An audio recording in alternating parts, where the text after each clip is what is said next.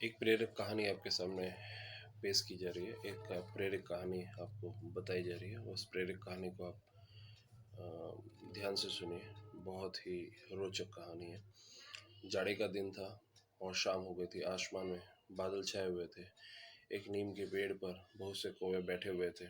वे सब बार बार काव काव कर रहे थे। एक दूसरे से झगड़ भी रहे थे। उसी समय एक छोटी सी मैना आई थी। उसी नीम के पेड़ की डाल पर बैठी हुई थी।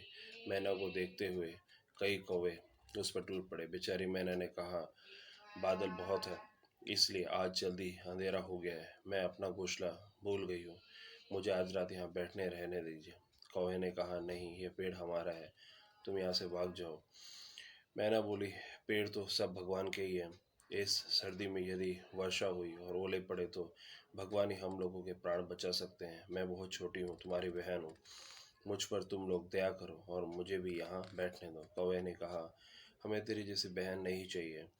तू बहुत भगवान का नाम लेती है, भगवान के ऊपर तुझे बहुत भरोसा है। यहाँ से चले जाओ, और यहाँ से चले जाके दूसरी जगह क्यों नहीं तुम रहती, और तुम नहीं जाओगे तो हम तुझे और भी मारेंगे। कौवे तो झगड़ोलू होते ही हैं। तो वे शाम को जब पेड़ पर बैठने लगे तब आपस में झगड़ा किए बिना उनसे रहा नहीं जाता। वे एक दूसरे को मारते हैं, काव काव करते हैं।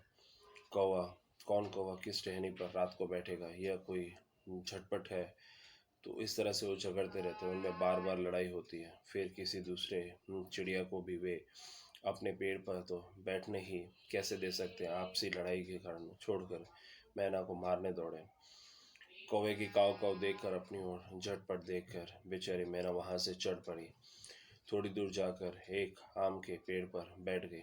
रात को आंधी आई, बादल गरजे, बड़े बड़े ओले आए, और ओले पड़ने से सब बंदूक की गोली की तरह जैसे कौवे सब जमीन पे गिर गए। कौवे काव काव करके चिल्लाते रहे, इधर से उधर दौड़ते रहे, परंतु ओले की मार से सबके सब घायल हो गए और जमीन पर गिर गए। बहुत से कौवे मर गए। मैना जिस आम के पेड़ पर बैठी थी, उसकी एक मोटी डाल की आधी में टूट गई। डाल भीतर से सड़ी हुई थी और पोली थी, तो डाल टूटने से उसके जड़ के एक भाग में पेड़ में एक खोडर बन गया था। छोटी सी मैना उसमें घुस गई और उसे एक भी ओला नहीं लगा। सवेरा हुआ। दो घड़ी दिन चढ़ने पर चमकीली धूप निकली। मैना खुडर में से निकली और पंख फैलाकर चाहकर उसने भगवान को प्रणाम किया और वह उड़ी।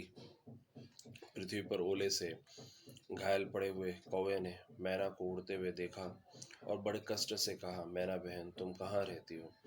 तुमको ओलों की मार से किसने बचाया? मैना बोली, मैं आम के पेड़ पर अकेली बैठी थी और भगवान की प्रार्थना कर रही थी। दुख में पड़े हुए असहाय जीव को भगवान के सिवा कौन बचा सकता है? लेकिन भगवान केवल ओलों से ही नहीं बचाते, केवल मैना को ही नहीं बचाते, सबको बचाते। जो भी भगवान को भरोसा करता है, भगवान को याद करता है, उसे भगवान सभी आपत्ति और विपत्ति में सहायता करते हैं और उसकी रक्षा करते हैं।